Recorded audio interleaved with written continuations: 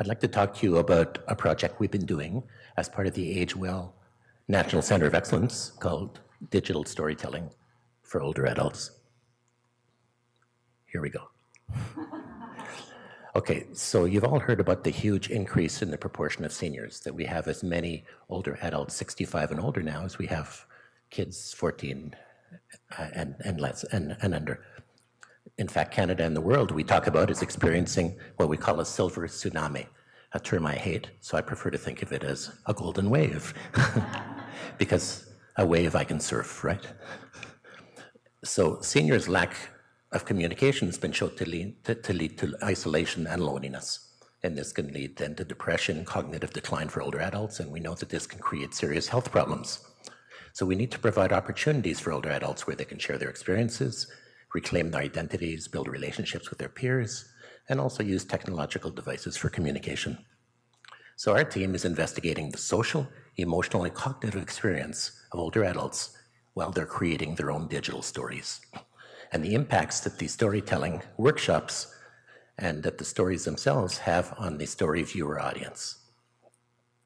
So what is digital storytelling? It's a form of narrative, basically, that creates short movies using simple media technology. So we've been basically running workshops, and so far we've had 90 participants. In fact, we're getting up to 100 now. At least 15 offerings of workshops in libraries, long-term care facilities, residences, community centers. Our participants typically are aged 55 and older. Some have been as old as 93, in fact, and they range from those who've worked with computers in their careers to those who have never used a computer ever. We use a very structured approach to our workshops.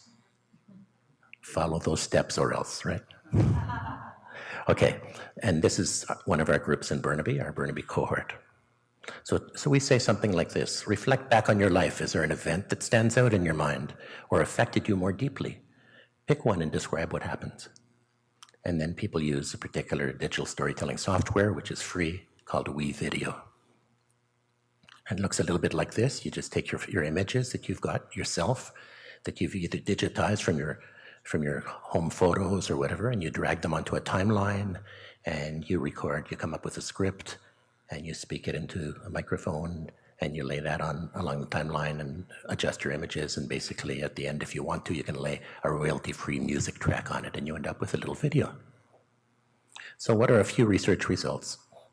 Well, we use both quantitative and qualitative research methods. Today I'll just talk about the qualitative ones quickly. So the themes that emerged from our focus group interviews, first of all, the participants talked about social, emotional, and cognitive benefits. Many participants described the full range. For example, I really feel mentally, psychologically, and emotionally more healthy having taken this class, being with people, getting out to this class, coming here and learning, and just having people just be who they are. And people talked about social benefits, an example. Experiencing other people's stories makes you, I don't know, a better person. I don't know. It just makes you maybe understand people more.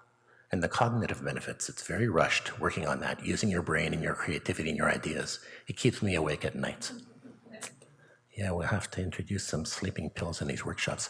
Okay, so anyways, emotional benefits. Yeah, but you know, every Tuesday I will, looking forward to coming to the library and meeting all of you. It makes me happy, you know.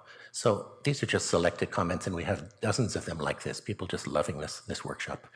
So then what we did is we had a session at the Shadbolt Center in Burnaby where 60 people came, and they viewed 14 of the stories that had been created in a workshop. And we asked them, pick your 3 favorite stories, and people recorded as they were going along. And then after we said, why did you choose those 3? And a few examples would be because they had a powerful message, they were meaningful, determination and perseverance of the individual's family. They give life's valuable lessons, a legacy. And I like stories of overcoming adversity. And again, we had many more. And then we asked people, what are a few of the messages or lessons that you received from these stories? And people said, accepting differences, being thankful, caring comes in surprising ways, kindness, gratitude, let people know you value them while they're still alive, and again, many more. Then we said, okay, did you experience any emotions during the viewing? And I liked that question because I noticed when I go to the final showing and people invite their family and friends, surprisingly see a lot of tears when people are watching their stories. Thank you. So here's some of the emotions that were experienced. So the conclusion here is that through reflecting on past life narratives, participants are able to create a legacy. A legacy isn't your home or the money, it's your life, and it's your life story that you leave behind. And participants find creating their own digital stories to be a worthwhile experience, and that viewers of these stories greatly appreciate the value of the stories. So now we're going to do a thematic analysis of the 70 stories to see if you asked seniors what's important to them in their lives, what kind of stories come out, what kind of lessons do we get from this. We're starting to work with dementia patients to see if this is going to help, and First Nations intergenerational participants. And we're developing an online version of our workshop so we can have a wider reach. So if you're interested in looking at 5 or 6 stories we have on our website, this is the website. If you don't have time to take down this URL, just Google SFU Elders Digital Storytelling. It'll be the first one that comes up, and you can take a look at some of our stories.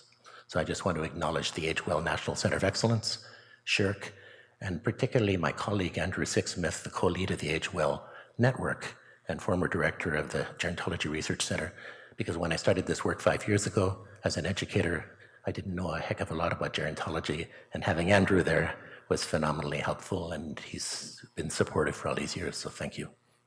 That's it.